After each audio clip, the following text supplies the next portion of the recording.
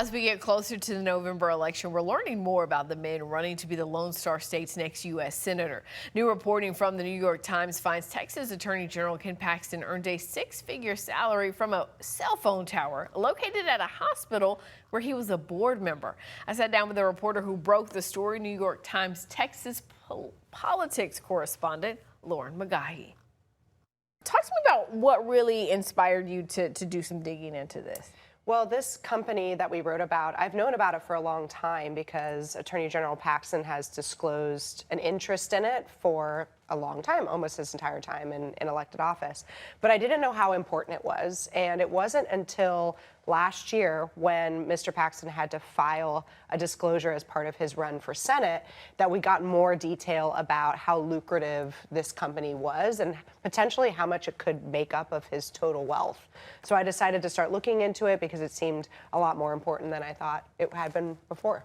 And certainly has gotten a lot of attention. Talk to us about what you found out. So this is a cell tower company, and this was something that I didn't really know anything about before looking into it. If you drive around, you'll start noticing them everywhere. They're these big towers. They connect our mobile phones. It's how you are able to connect through your mobile carrier.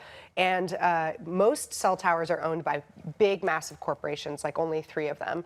But there are some small cell tower companies, and Ken Paxton and one other man founded one about 20 years ago. And they then subsequently started to lease space on a tower that they controlled in the city of Frisco in North Texas. And the land that the cell tower sits on is on a hospital, and Mr. Paxton was also on the board of that hospital at that same time. So that's what we were able to find out. So, and that raised a lot of questions for you. Why? Well, we still don't know a lot about the actual deal here, but the questions that I still have outstanding are, if someone serves on a board of a corporate board, and then their business approaches that board with an opportunity, there oftentimes is an assumption of disclosure. That person says, this is my business, I would make this much money off of it. Maybe the board would make sure to check to see if it was a fair offer. Maybe they would go out into the market and see if there are other better offers. And we just don't have any insight into whether any of that happened when this initial pitch happened for the cell tower at the hospital. And so you talk about it being lucrative. How much money are we talking here? Right. So Paxton, as Attorney General, makes $153,000 a year. That's his annual salary, right? This could be his highest source of income. On his Senate disclosures, he said it brings in between $100,000 and $1 million about every 18 months. So it's a big range. They only require ranges, but it's somewhere in that range. I spoke to experts that said they wouldn't be surprised if it was in the $150,000 to $200,000 range a year.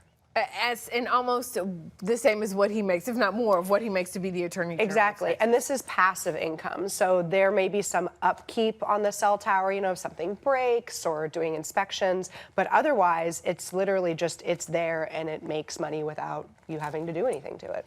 Why do you think this is an important story for people to know about? You know, over the years, the Attorney General has come under scrutiny for how he funds his lifestyle on the low salary that he makes as a state official.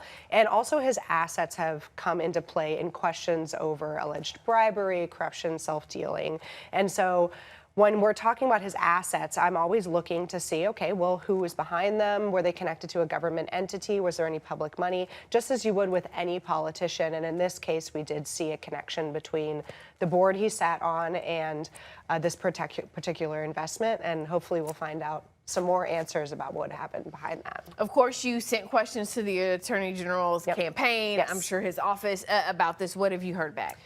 They said this was a non-story. They didn't take any issue with any of our findings, but didn't answer any of our questions about whether Attorney General Paxton disclosed his investment in this company, whether there was a fair market protection for the hospital or anything else. They just didn't even address those questions in what we sent. And we actually got some new information.